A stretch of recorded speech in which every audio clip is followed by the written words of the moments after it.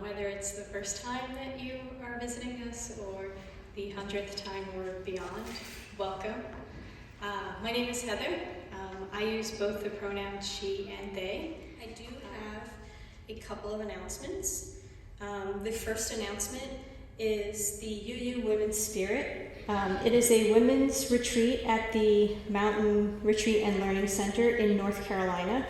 It is October 5th through the 9th. It has 2 retreat sessions exploring the magic within the cauldron. See the flyer on the bulletin board near the conference room. The early bird reduced registration ends September 7th. Final registration is September 22nd. Talk with Penny, please raise, yep, there's Penny, regarding this event, and talk with Nancy Hagman about Women's Spirit if you are interested. My second announcement is the congregation needs someone to write member news and new member profiles for our monthly newsletter. If you can write and would like to help, please see or call Laura Keith King, who is over there in the front.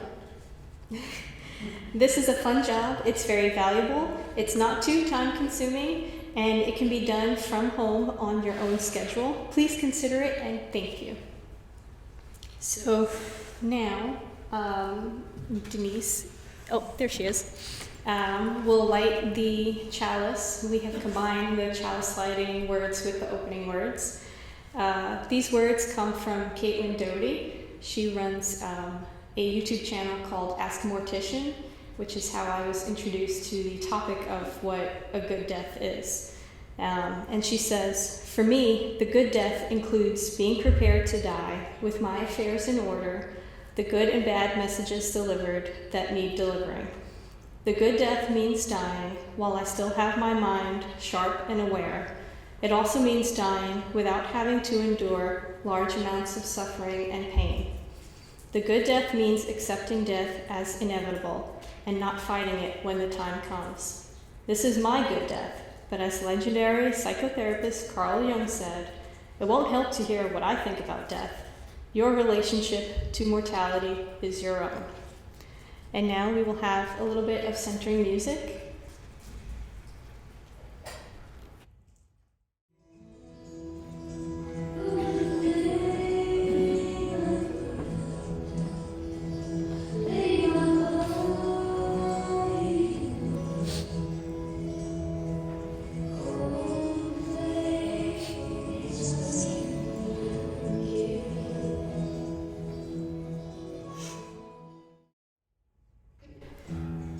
And now, please rise if you are willing and able, so that we may recite our covenant. Love is the spirit of this church, and service is law. This is our covenant, to dwell together in peace, to seek the truth in love, and to help one another. Please remain standing. We will be singing the opening hymn, number 348, Guide My Feet.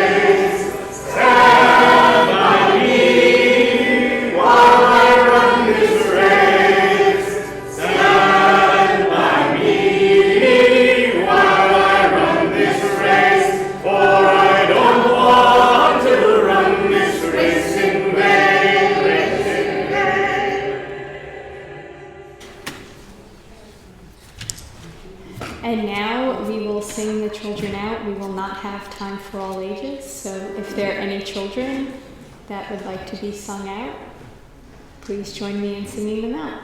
Go now in peace, go now in peace, may the spirit of love surround you everywhere, everywhere you may go. And now it is time for the offering. You may be familiar when I stand up here, I talk about the 3 T's, time, treasure, and talent. If you don't have a lot of time and you insist that you have no talents, even though I would respectfully disagree with you, this might be your moment to shine for the last T, treasure. But fun fact, did you know that you can include the UUCP trust in your estate and will planning? So, yes, actually, topic adjacent. So, but in the here and now, if you happen to have some treasure on hand with you, you may put it in the offering basket. If you have any joys and sorrows, or if you filled out one of the welcome cards, you can also put that in the offering basket as it is passed around.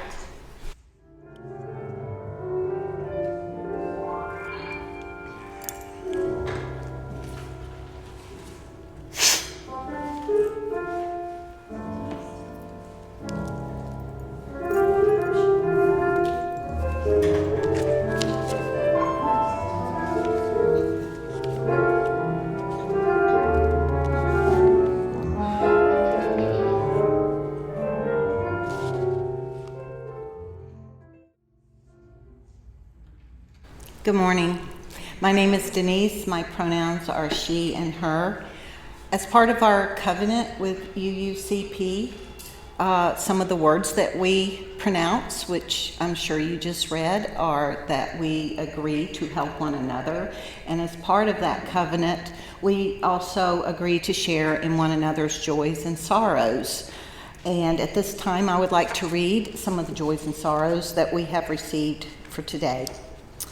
Chris is a CNA, and she has a sorrow that a 100-year-old client of hers had a heart attack and is in constant AFib, and he's at Sacred Heart. We'll remember him, Chris. Sarah Stubbs, her autoimmune disorder has flared up and is causing illness. We're very sorry to hear that. And we'll be thinking of Sarah. And Crystal and Angel. Crystal, Torin, and Sunny have all come down with COVID and are ill. Crystal, Angel, are they here? No, not Well, I guess Crystal wouldn't be, but Angel. It's the same person. Oh, same person. Okay. So we will remember all these people, and for all those unspoken joys and sorrows that we remain in our heart, we light one last candle.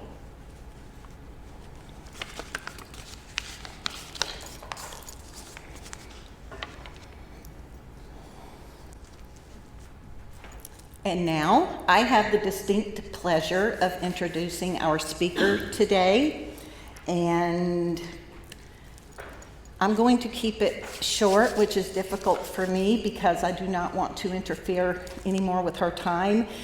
She has much good information, and I think you're all going to enjoy it immensely. I've talked with a lot of you, and I've told you the service may go over a little bit today. If you need to leave, that's fine. After the service, we're going to have 10 or 15 minutes refreshment bathroom break, and we'll meet back here in the sanctuary for question and answer time with our speaker. Also, as I'm introducing her, I had 2 handouts for everyone. I wanted every family to get one, and I've noticed we've had some more people enter. So, Heather, could you assist me and Penny in ensuring everybody here has one of the handouts for the message?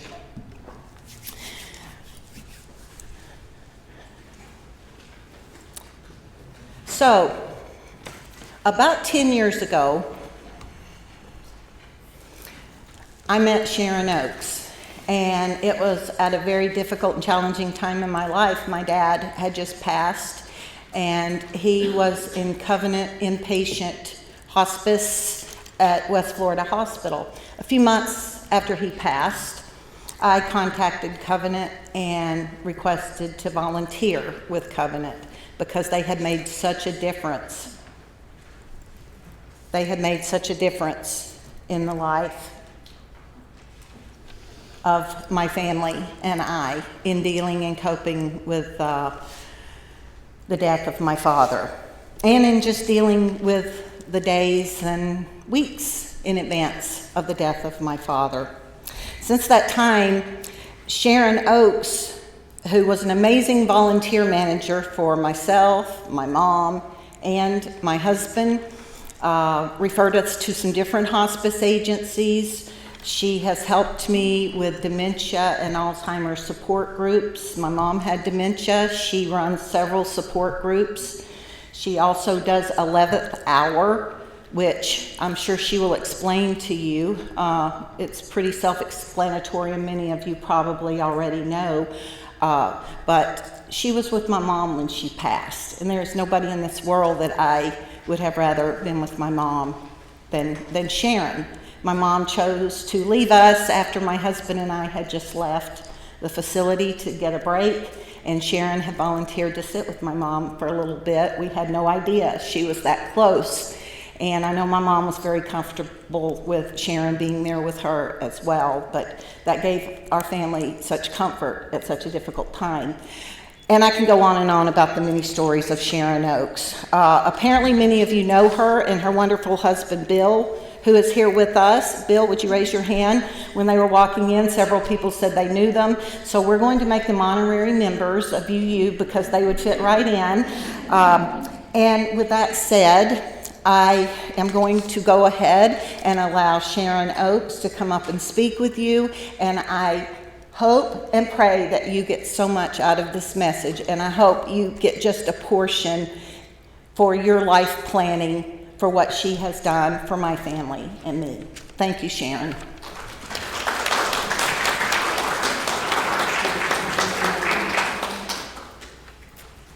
Well, thank you for allowing me to come.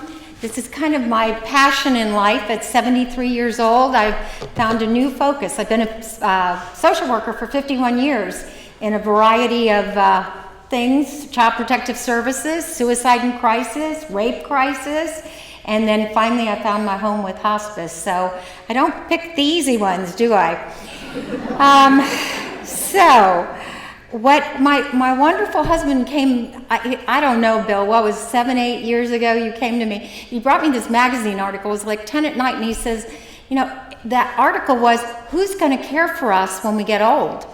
And I had to do a presentation for Monsanto retirees, and I didn't have a clue what topic to pick.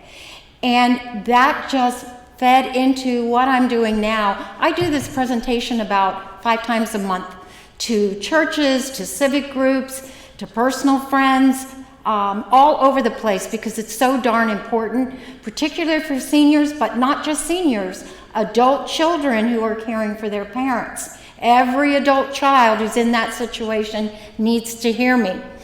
So that's the question. Who's going to care for you? How many of you are in your own home? Most of you, yeah. That's usually where we want to be, right? Is in our own home. We feel comfortable there. But what if we have a 2-story house? What if we have an older home that doesn't have room for wheelchairs and walkers to get in the bathroom? What if we are a fall risk and we can't stay at home? What are your options? How many of you are going to move in with your children? That's an option. How many of you? Yeah, I know. Bill and I have already made that decision. No. We love our children, but we are not moving in with them. Do we want them to move in with us? Absolutely not. So that is not an option. So you can get help in your home health care. And I think one person here is with a home health care agency, which is wonderful. And it's a good way to stay at home for as long as possible. But unfortunately, the rates are anywhere, if you're a private caregiver, $20 an hour. If you're with an agency, it can be anywhere from $25 to $31. The highest in the area, $31 an hour. Now, the more hours you use, the less expensive, but it really never gets under 25 or 24, maybe. So that's a lot of hours. You add that up. You use them 3 times a week, 4 hours a day. You're looking at thousands of dollars. So getting old is expensive, and we've become medically irrelevant, I think. I always say we want to warehouse seniors, and that's what I see every single day. I work for Assisted Living Locators, but basically that's helping people find assisted living. I find nursing homes, which we call SNFs, skilled nursing facilities for them. I try to get them home health care if they want to stay in their home. Whatever they need, I try and get it for them. So that is an option. Assisted living. Anybody have any idea what it costs to live in an assisted living? Give me a figure. Give me a number. $5,800 a month. Yeah, you're right. Yeah, they have gone up in price since COVID. About $5,800. You can find some bad ones, and I'll tell you the bad ones. So if you ask me privately, we have 42 assisted livings, group homes in the 2-county area, Santa Rosa and Escambia, and I'm down to about 8 that I refer to because the care is poor. They don't give a darn. They're owned by big corporations who don't, it's all about the buck for them. It's not about the care. So $5,000 to $58,000 for a decent one is appropriate, yes, for an assisted living. Now you want to find an assisted living that can help you as you age. The ideal thing, it's kind of like your home. In assisted living, if you want to stay there, then you have to have care coming in many times. That's when I suggest to people to have hospice come in and you can stay in that assisted living. Hospice is free. If you're on Medicare, most of you are. I see you're 65 and older, mostly in here. Medicare is free. Medicare pays for hospice, so there is no charge for hospice after 65. So you have that option, and then you have the final option, which I don't ever want to go to, and we've already picked our assisted living. Well, we have 2 different ones that he wants one and I want a different one, but we'll end up with mine. But anyway, just saying, honey, I'm not going over the bridge. So the care, we picked it out. But what happens if you break your hip, you're in a rehab, you can't go home because you're not set up at home for for assistance there. After the rehab, which may be 14 to 20 days, then what do? You usually end up in assisted living. You have no idea because you haven't checked them out. You don't know. And so then you're in a crisis situation. I don't know about y'all, but I never do well when I'm emotional or in a crisis situation. I make bad choices. So it's better to check it out and look and see what's out there. If you have any questions about the facility, call me. And I have business cards. You can call me anytime. I answer nights and weekends. And you'll hear a person, not a prompt. So we know the cost of that. But what happens if you're 85 years old and you can't do anything? You're bedbound and it takes 2 people to move you. You're going to be in a skilled nursing facility, what we know as nursing homes. Anybody have any idea what it costs in a nursing home? $10,000 You don't count. You already know. Yeah. Anybody? $10,000 Yes. a month. Pardon? $10,000 a month. $20,000 a month. No, it's somewhere between, well, they'll hook you in about $9,500, but then of course you're getting $100 for an aspirin and whatever additional care. And the highest one in this area is about $13,000 a month. A month. Well, most of us run out of money. And we end up about, I think it's 60% in Florida. I'm just using Florida statistics. 60% of us in a nursing home, we run out of money and we're on Medicaid. But you know what? That's not so bad because the person next to me is paying $13,000 because there are very few private rooms in skilled nursing facilities. They're paying $13,000 and Medicaid's paying my bill. Same care. So, but I don't want to end up in a skilled nursing facility, but that is the cost, and you need to be aware of that. So you run through your savings. Medicaid is an option to help you. You can go in assisted living with Medicaid. There's very few Medicaid providers because the state pays $1,300 for a semi-private room in an assisted living. Now they pay more in the skilled nursing facilities. So we were talking $5,000 to $5,800. Why would any business, if all they can get the most for that room is $2,600, why are they going to go use Medicaid? They're not. So you have very few Medicaid facilities, and most of them aren't very good because they can't pay their staff. They don't have the quality of care because they don't have the funds and the money. So you can use Medicaid, and that is an option. I get calls every single day. Somebody's got $1,500 in Social Security. If you have under $25,030, I believe this year is the rate, and less than $2,000 in savings, you can qualify for Medicaid. $2,530 and less than $2,000 in assets. Now, there are a lot of things that you don't have to count if your home is homesteaded, but I'm not an attorney and I'm not a doctor, I'm a social worker, but this is factual. You can go anywhere and find that out. So, that is an option. How many veterans do I have in here? Any? Or spouses of veterans and you're not divorced? Okay, there's a benefit out there called VA Aid and Attendance, and it's over $2,000 for the veteran who served and $1,200 for the spouse of the veteran, as long as you're not divorced. And the veteran would have had to serve 1 day during an active wartime period. Probably most in this group would be, I don't see any Korea, but Vietnam. We have some from the Iraq War with traumatic brain injuries, so sometimes we have to use that. I mean, they're younger. So you might be eligible for that. This was not designed for colonels or commanders or anybody else. It was designed for more modest income military folks.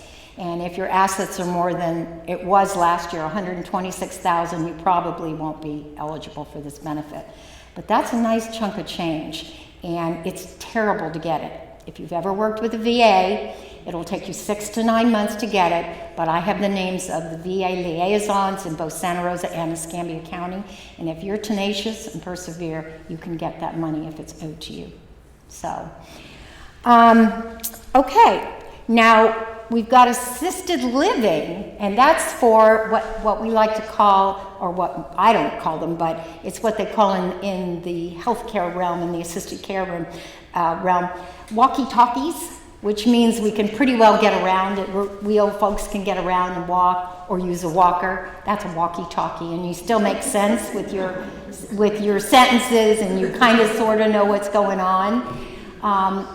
But now we're getting into modern science has been so wonderful. They've kept us alive longer. Whoop-de-doo. And then what happens is we have memory issues. Alzheimer's is the 6th leading cause of death in the United States. And I'm doing a presentation tomorrow on dementia, and certainly we'd be more than happy to do that, about how you get, well, we don't really know how you get it. Some say there's some genetic component, and there seems to be tau and plaque on the brain, and inside your brain, that could be it. Lifestyle could be it, smoking, drinking, not taking care of yourself, lack of exercise, all those things can combine. But you also might have been just, your genes are bad, your parents gave you bad genes, and you have the APOE4 genetic component that could make you predisposed to have dementia. Yes, ma'am? I didn't mean to raise my hand. Oh, no, go, oh, you didn't, oh, okay, I thought you had a question. Okay, you're just itching your head, okay, that's cool. So, we have memory cares. Now, memory cares, every memory care right now, as of today, is full in both counties, because we have such an enormous demand for memory care that I'm on a waiting list for some of my clients, because there's just nothing open. As soon as there is, well, we'll get them in there. But memory care is a whole different ball game. And if you've ever taken care of somebody with dementia, whether it's Alzheimer's, Lewy body, traumatic brain injury, vascular after having a stroke, water on the brain, whatever the particular type of dementia is, you know what it's like. We call it 36-hour day, and that's what it feels like. Your life, as the caregiver, becomes on hold. So a lot of people just get to the end of their rope, and they have to place their loved one in a memory care facility. You're looking at probably $6,000, $6,500 is about the going rate in a memory care. It's more expensive because it's more intense. What they have to do many times is feeding, pushing in a wheelchair to a table. Certainly most of them are incontinent and they need changing with their dependents. So it's not a pretty sight. So, what do you have to do to prevent this? One, I want you to think about what is your plan? Don't wait till you're in that crisis mode. What is your plan? And my husband and I have, I think you were a little resistant at first, maybe. He has a plan, but it wasn't quite as OCD as mine. And so it's now much better. Yes, he wants to advocate for himself. What? I resist nothing that you. Oh, happy wife, happy life, So, okay, all right. Well, I came up with this for this presentation 7-8 years ago. This is called my red box. They sell them at Walmart. They're $7 or $8. You can get purple, you can get blue. They have gray, I think, and black. But it's not the red box, but what happens if we have a hurricane? I can take everything that's important in my life is in that red box. I just grab the red box and go. So let's talk about it. You got handouts, and they talk about what you need in a red box, or your red box, or whatever box, or a folder. My husband has a big, giant folder that he uses. All right. Like I said, I'm OCD. I have the CD for Josh Groban, You Raise Me Up. That's what I want played at my funeral or memorial service, or the Hallelujah, whatever my children and husband think should be done at that point. But I also have everything. I have instructions. In my particular church, there is a form that you fill out, and it talks about what Bible verses I want. It talks about, do I want to be buried or cremated? It talks about what I want said at mine. I don't want a eulogy. I just want people to come together and remember that step up to the plate and you do yours. I love your motto, which is deeds, not creeds. That's awesome. And that for a social worker, that's our lifeblood. So I really, really buy into that totally. Okay, so that's mine. But what about you? I can't tell you. Let me share with, I volunteer for 2 of the local, actually all 4 of the hospices. I just only put on paper that I do 2 of them. All 4 hospices call me, and I go out, I'm a notary, and I will go out to a dying person's bedside because they have not made any plans for power of attorney. I've notarized marriage license. They get married at the very end. They do all the paperwork, and then I have to notarize it. Car loans that aren't, they put in one spouse's name and not the other. I've notarized to get on bank accounts. I notarized changing, I can't remember the deed, quitclaim deed. I've notarized those because nobody planned. They are dying. They are within days of dying, and I'm going out to the house to notarize this document. And that is so sad because they didn't plan. And so, and I'm free. I don't charge anything. An attorney does, but you know, you can download these forms. And Office Depot sells the whole packet for $25. So you can go over there and get the healthcare advocate and all the other things, and we'll talk about that in a minute. So please plan, write it down. I had a very good judge that told me when I was in Child Protective Services, he said, Sharon, if it ain't written down, it didn't happen, because I had no evidence of that when I was trying to remove a child. So if it ain't written down, who's going to know what you want? You've got to write it down and make sure whoever you trust has that information. Okay, I didn't know this till about 3 years ago, but I love my children to death, but I don't want them on my bank account. So just in case, don't know. But there's a form that your bank can do. It's called Payment on Death. And any of you priced an obituary at the Pensacola News Journal? Yeah, $600. Yeah, or more. If you want a picture in there and you want 2 columns, depends on how many words. Yeah, you're right. Fred Levin, who ran his for like a whole page, I think, for 3 days, was thousands of dollars. So when we pass away, there may be some extra things that my children might need to pay, and I don't want them strapped in their own lives. So Payment on Death is just a couple-page form at wherever you bank, and you do that, and then the bank has it on record. So when you pass away, it's right there. They can access the cash in your bank. So it's a really important, it doesn't cost anything. Now, in my book, I have something, and you can find these anywhere. Final wishes are what Covenant Hospice does, but in mine, it's everything. People I want notified when I pass. It's all the stuff about my finances. It's my, what else do we have in? My driver's license. It's got my social security number. It's got all my grandkids listed and when they were born. It's got who my attorney is. It has what my church is. It's got everything about my cremation and all of that, who my parents were. So it is a really good document. And in the front of it, this particular one, which they don't hand out anymore, it tells you when you pass, and you've got a list of that. I think you've got the death checklist, don't you? Yes. Well, it's a little different than this one. It tells you what to do. When you're grieving somebody you've lost, again, it's that crisis emotional component. I don't care how objective you are. When it's somebody you love and you've lost them, you're not going to know what to do. You're just going to go, okay, what do I do next? This tells you. It's a checklist. That's simply what it's designed. It's not going to be the same for everybody, but it's important to know. My grandkids bought me this a couple years ago at Christmas. They call me Nana. Nana, tell me your story. Write it down. Let's see, are there any funny or unusual things you remember your kids doing? How does it feel to have kids? When did you realize you were going to marry your spouse? What are your most memorable trips? Things like that.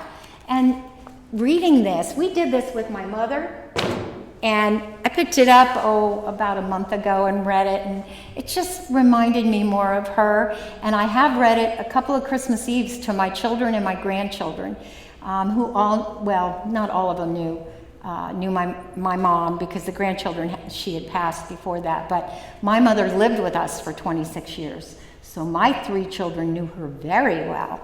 And what a beautiful thing to be able to share about her. So, how about your bank accounts, your automobile registration, your safety deposit box? You know, if you put all your important papers in your safety deposit box, but nobody has access to the key, or they're not on the signature page, well, it's going to stay there probably for 100 years. So put somebody on there, or that payment of death that they can, the payment on death, they can go ahead and access that Social Security, that safety deposit. Yes, ma'am. Yeah, I was just gonna make the point, if anybody has Robinhood or these other online investing things, you can go on there and do your designate beneficiaries. You can. There's a lot of them. And Mama you don't Bear have to do forums, it. there's a whole bunch of them. Yeah, you just do it online. Yeah, you can. There are now. They're coming out with that. So, unfortunately, people where I'm going, they're just downloading them or getting them from Office D because there's no time. Yeah, I just have my kids do it, I realized. Uh-huh. They don't tell you when you set up these accounts to set up beneficiaries. No, they don't. And you have to have you've got to have the beneficiary. And a beneficiary on a financial account trumps a will. So, and you go ahead and talk to an attorney about that, but it does. Okay, in your box, copies of your birth certificate. I had my original birth certificate that had my feet on it and everything from Pennsylvania. Well, you know what? They told me it wasn't good enough at Social Security. I had to go pay $42 to get a vital statistics form, birth certificate. So make sure that you've got a certified birth certificate, a certified marriage license. They have to be certified. They can't just be a copy.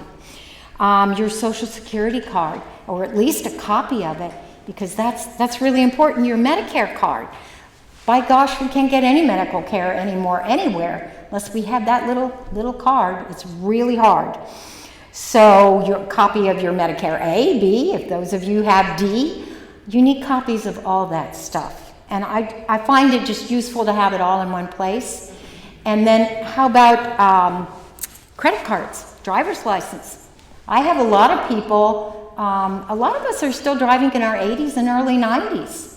If you don't have memory care, please don't drive if you have dementia. You're a risk to yourself and others, because what happens is you get lost and you can't find yourself. That happens a lot.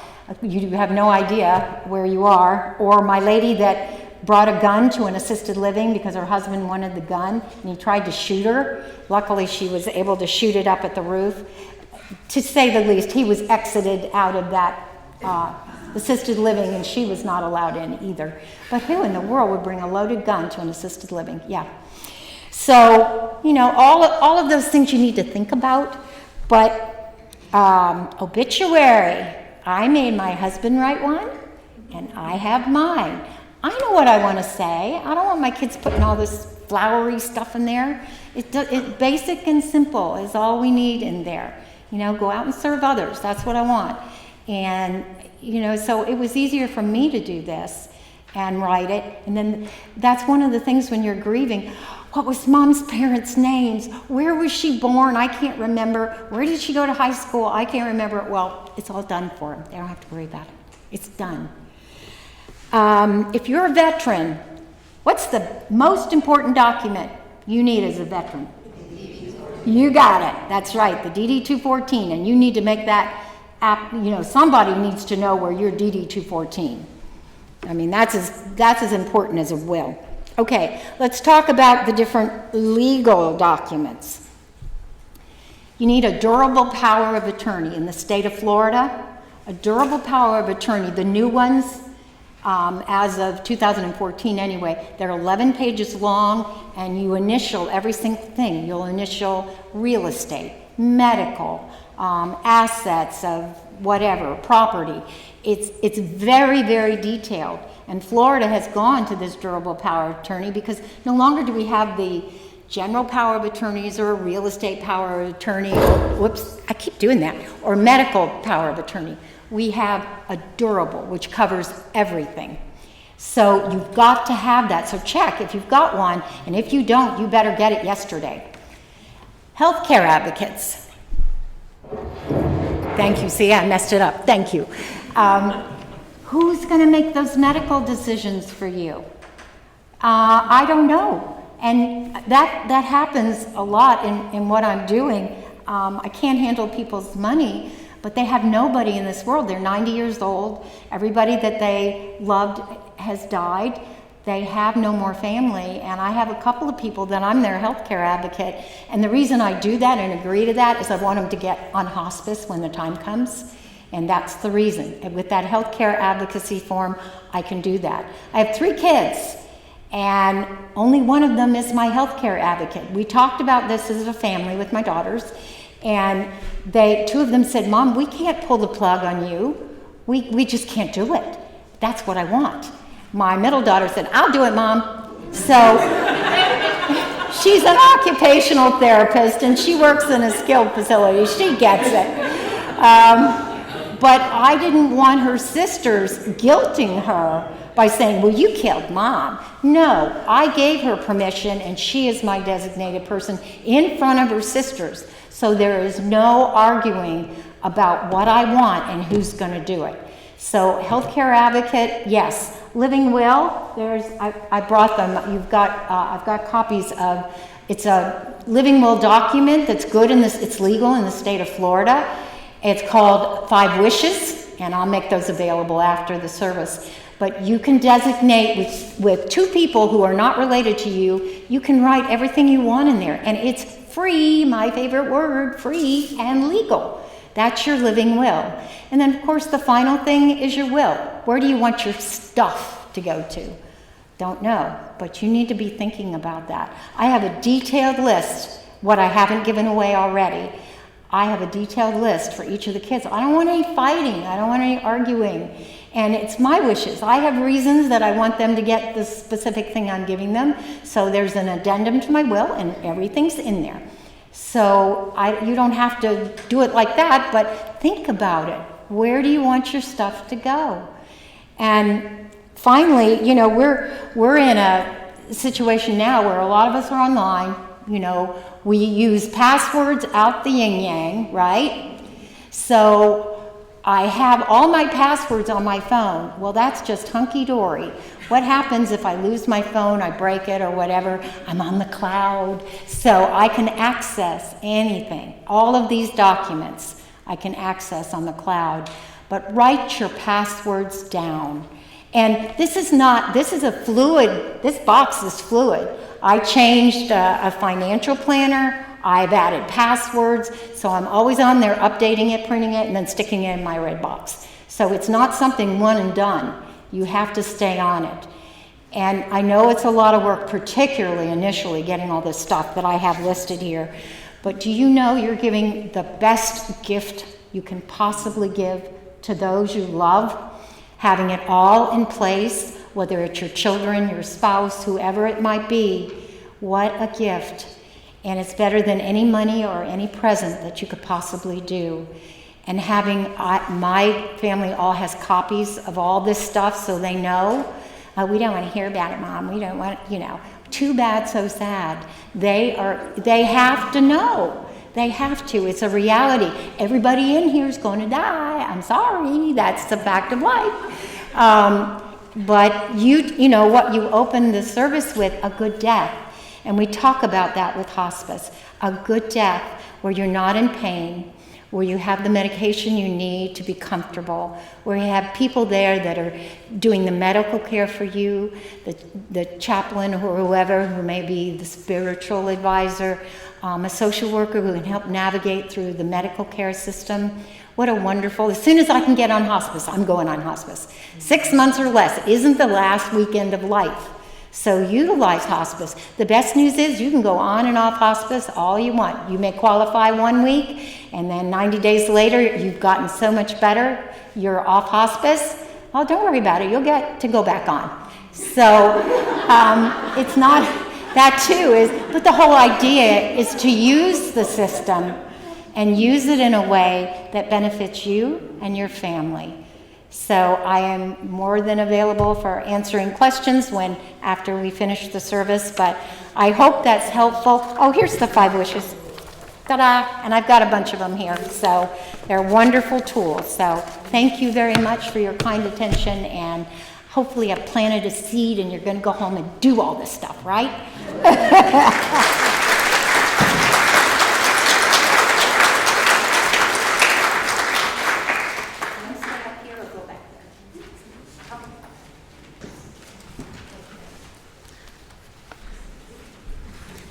Thank you so much, Sharon. That was an amazing presentation. We are almost finished with the service. Please rise if you are willing and able for our closing hymn. The lyrics will be up on the slide. Or if you happen to have one of the blue books, it is 1046.